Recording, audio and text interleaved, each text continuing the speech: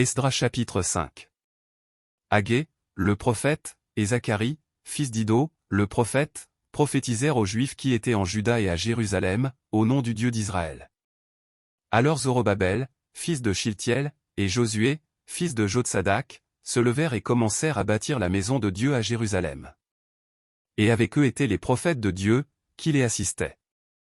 Dans ce même temps, Tatnaï, gouverneur de ce côté du fleuve, Shethar-Boznaï, et leurs collègues, vinrent auprès d'eux et leur parlèrent ainsi, « Qui vous a donné l'autorisation de bâtir cette maison et de relever ses murs ?» Ils leur dirent encore, « Quels sont les noms des hommes qui construisent cet édifice ?» Mais l'œil de Dieu veillait sur les anciens des Juifs. Et on laissa continuer les travaux pendant l'envoi d'un rapport à Darius et jusqu'à la réception d'une lettre sur cet objet. Copie de la lettre envoyée au roi Darius par Tatnaï, gouverneur de ce côté du fleuve. Shethar-Boznaï, et leurs collègues d'Apharsach, demeurant de ce côté du fleuve. Ils lui adressèrent un rapport ainsi conçu, au roi Darius, « Salut. Que le roi sache que nous sommes allés dans la province de Juda, à la maison du grand Dieu. Elle se construit en pierre de taille, et le bois se pose dans les murs, le travail marche rapidement et réussit entre leurs mains.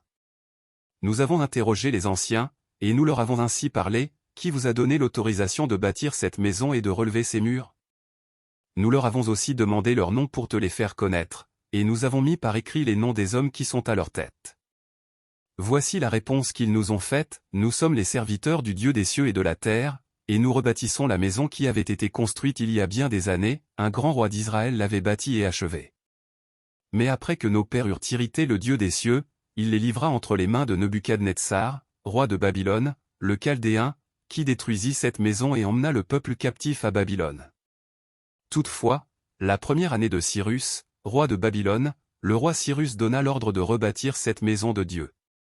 Et même le roi Cyrus ôta du temple de Babylone les ustensiles d'or et d'argent de la maison de Dieu, que Nebuchadnezzar avait enlevés du temple de Jérusalem et transportés dans le temple de Babylone, il les fit remettre au nommé Sheshbatsar, qu'il établit gouverneur. Et il lui dit, « Prends ces ustensiles, va les déposer dans le temple de Jérusalem, et que la maison de Dieu soit rebâtie sur le lieu où elle était. » Ce Sheshbatsar est donc venu, et il a posé les fondements de la maison de Dieu à Jérusalem, depuis lors jusqu'à présent elle se construit, et elle n'est pas achevée.